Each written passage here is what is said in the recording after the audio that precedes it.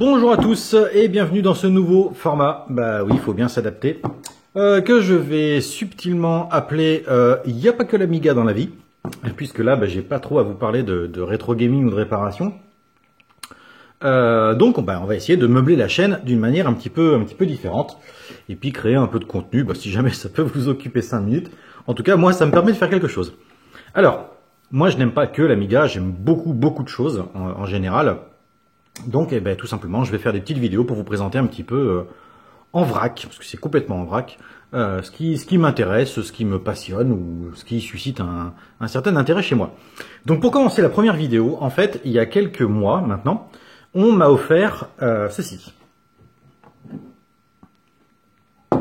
C'est une boîte médicale qui date des années 50. On voit encore la croix qui est ici. Et en fait, c'est ce qu'on... Celle-ci, je crois que c'était offert par une assurance. Voilà, c'était offert par la Mutuelle Agricole Tourangelle.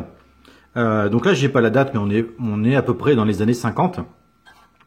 Et c'est une boîte qui donc contenait le minimum. Alors, admettons que vous étiez agriculteur, vous souscriviez une assurance chez la Mutuelle des agriculteurs, et on vous offrait une caisse de premier secours. Dedans, on pouvait trouver de l'alcool à 90. Alors, je trouve ces petites bouteilles super chouettes. Alors, le problème, c'est que voilà, elle était ouverte, et puis l'alcool à 90, ça s'évapore. Dedans, on avait aussi une petite pince à épiler en inox. Vu qu'on n'avait pas d'agrafe pour tirer en fait les pansements, on utilisait des épingles à nourrice courbées. Alors, je sais pas trop pourquoi courbées, mais elles sont courbées. Les petits ciseaux type écolier. Voilà, avec un bourron pour pas se blesser, mais qui permet de couper les pansements et les bandes. Et alors vraiment, le cas extrême, le garrot. On a carrément de quoi faire un garrot. Vous pouvez vous couper un membre, trancher une artère, avec la mutualité des agricoles, vous pouvez vous en sortir. Bon, c'est pas garanti, mais je pense que c'était prévu pour ça. Ensuite, alors je pense que le Soluté à que à 2% de mercure. Bon, si vous êtes de ma génération, vous avez connu le mercurochrome. C'est ce qu'on mettait quand on se blessait, quand on était gosse et qu'on se cassait la figure dans la cour d'école. Quand on se râpait les genoux, on nous mettait du mercurochrome sur les blessures, ce qui teintait de rouge la blessure d'ailleurs. Maintenant, c'est interdit puisque ça contient du mercure. Mais voilà, à cette époque-là, c'était encore d'actualité. Maintenant, ça ne l'est plus. Ensuite, on va avoir ceci. Alors c'est de la crêpe élastique. Alors je pense qu'en solution moderne, on est sur la même chose que ça. Voilà, ça je pense que ça s'appelle aussi de la crêpe. Ça c'est une version moderne. Et bien ça c'est ce qui était vendu à l'époque. Voilà, avec le filet bleu. Donc je pense que c'est exactement la même chose que ça.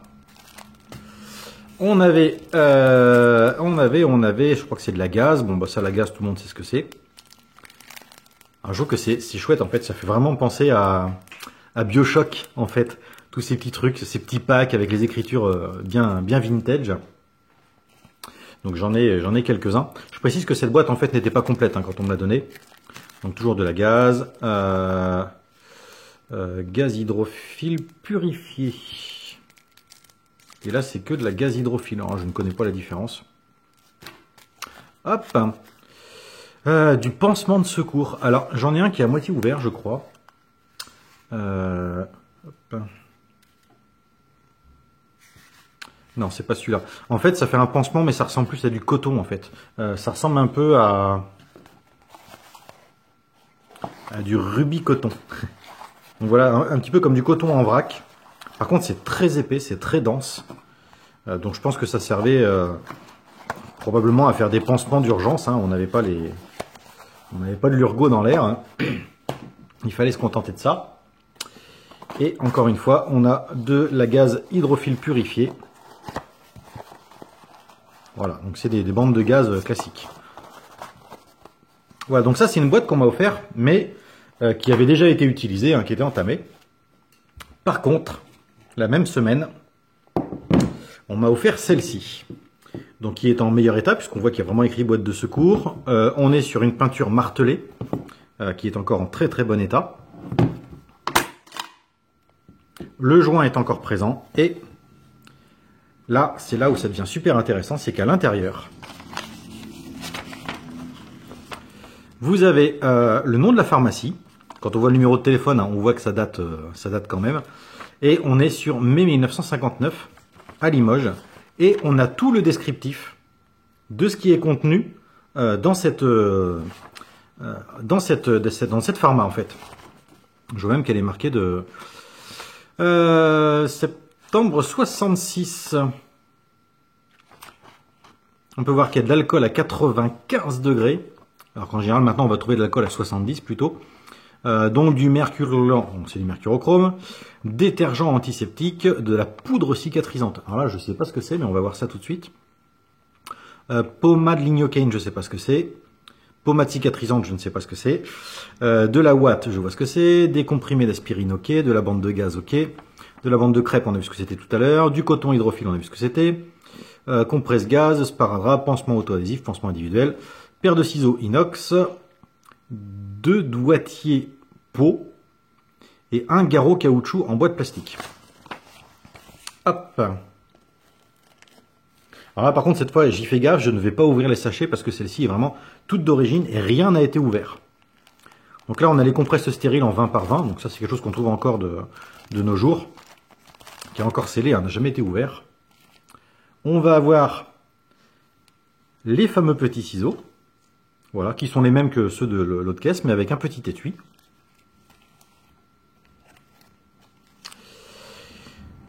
Alors, pansement individuel et imperméable. Alors là, je ne sais pas trop ce que c'est. Je pense que c'est comme les bandes de pansement classiques.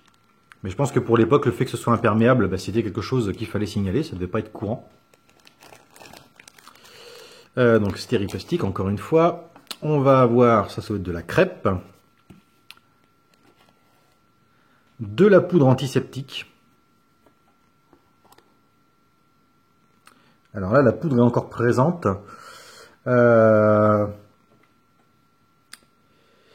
Alors, je vais la refermer, parce que j'en mets partout. Bravo. Heureusement que c'est pas de l'anthrax. Ce qui est marrant, c'est que ça me rappelle un petit peu ce qu'on voit dans le Soldat Ryan, et dans d'autres films de guerre, mais je vais prendre le Soldat Ryan par exemple.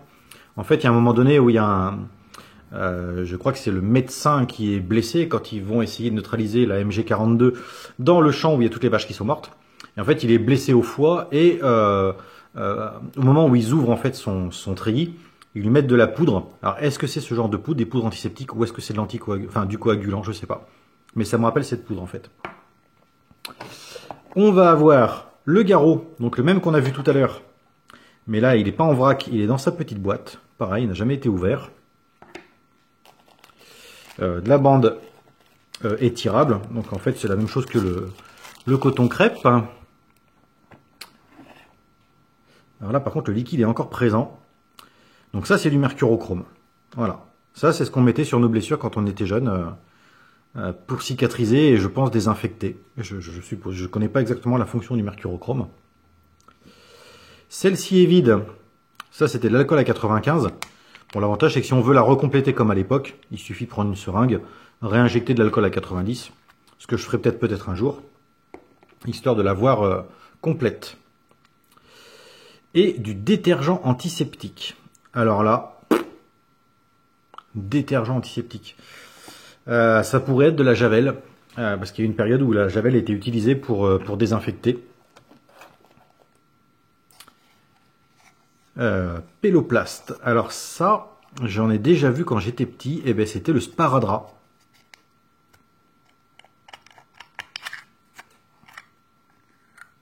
C'est ça. C'était le sparadrap en rouleau. Ah, je m'en souviens. J'avais ça quand j'étais petit, mais quand ma mère me faisait des pansements. Sauf que c'était dans des boîtes vertes et blanches, marquées sparadrap. Et là, c'est du péloplast. On va avoir l'aspirine. Donc 20 comprimés dans sa petite boîte. Alors là, le carton est quand même un petit peu usé, donc je ne vais pas l'ouvrir. Je ne tiens pas à l'abîmer. Mais on avait des petits flacons d'aspirine. Alors, je pense que vu le poids et vu le bruit, je pense que c'est un tube en verre avec les comprimés d'aspirine dedans. Probablement avec un bouchon en liège ou en plastique. Parce que vu le bruit que ça fait, ils ne sont pas en vrac à l'intérieur. On va avoir de la pommade cicatrisante. Là, c'est ouvert, donc je vais pouvoir la sortir.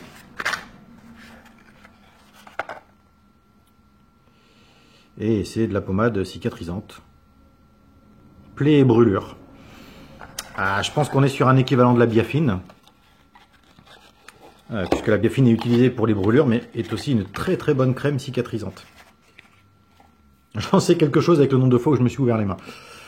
Hop. Tricot stérile, donc cicatrisant antiseptique extensible. Et ben ça me ferait penser à... Pour ceux qui se sont déjà brûlés, je ne sais plus comment on appelle ça. Ça fait un pansement quadrillé, ajouré. Bon là c'est un pansement traditionnel. Du tulle gras. Le tulle gras c'est ce qu'on utilise aussi pour les brûlures ou les blessures vraiment graves. Je pense qu'on est un peu sur le même esprit.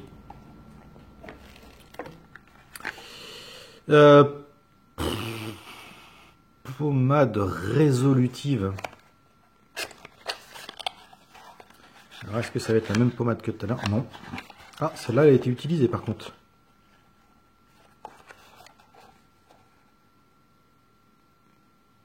Pour les coups et les foulures. Ça rappellerait les pommades à l'arnica. Je pense. Ce qui est intéressant par contre, c'est qu'on voit que tous les produits qui sont à l'intérieur sont tous marqués de la pharmacie de Dunkerque où a été faite la boîte. Donc après on a de la gaze, de la gaze, de la gaze.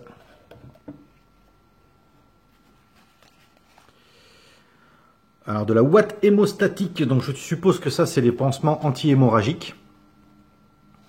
Voilà, plusieurs accidents de la replay par accident d'usine, ça c'est précis. Hein.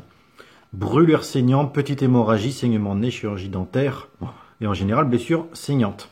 Donc ça oui, ça doit être du pansement anti-hémorragique. C'est quelque chose qu'on trouve encore assez facilement aujourd'hui. Donc encore de quoi faire des pansements. Et la dernière grosse boîte, c'est du coton chirurgical que je n'ouvrirai pas encore une fois puisque la boîte est scellée. Voilà, pliage en accordéon. Donc voilà. Ce qu'on peut voir, c'est que la boîte est très très bien conservée. Hein. Celle-là, elle n'a pas rouillé un poil. Celle-là, elle va rester tout à fait comme ça, alors que l'autre que j'ai présenté au début, comme elle est rouillée et qu'il n'y a plus rien dessus, je vais la refaire. Je vais entièrement la sabler et la repeindre en gris martelé comme ça, en refaisant une croix rouge. Peut-être que je mettrai un petit peu de fantaisie, genre croix rouge française ou un truc comme ça. Une croix rouge Ricola. Mais en tout cas, ce qui est super cool, c'est de voir que à une époque, les pharmacies proposaient, en tant qu'article publicitaire, parce que ça fait une très bonne pub pour la pharmacie, eh bien tous les accessoires qu'il fallait pour pouvoir réagir en cas d'accident.